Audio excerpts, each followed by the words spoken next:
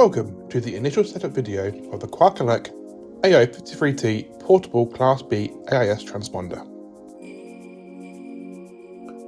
Please note, these steps only apply for the very first configuration of the A053T. Steps on further configuration will follow in a later video. After the setup, the A053T will be able to be used as an AIS receiver via the same network used in this video and as a Class B AIS transponder. First, power up the A053T and connect it to the Wi-Fi network it generates using the default password found within the user manual. We can then open up a browser and enter 192.168.4.1 and hit enter. We're now looking at the web UI. The first page is for the setup of the station mode function. For this step, we do not need to do this, and as you can see, it has been left blank with default values. Navigate to the vessel information setup page.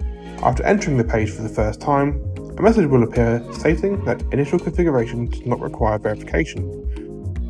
Once settings have been saved, loading into this page will automatically read any data. However, you can still manually read this data using the button below. Here, we'll be using details purely for demonstration purposes. You must ensure that details are correct, as there is only one opportunity for initial configuration of the MMSI. Once satisfied details are correct, click Save and you'll be shown a successful message.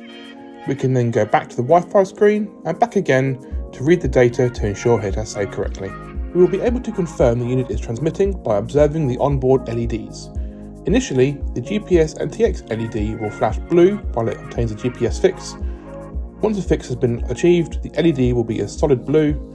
With each transmission, it will flash white and return to solid blue between transmissions. As always, stay safe and happy sailing.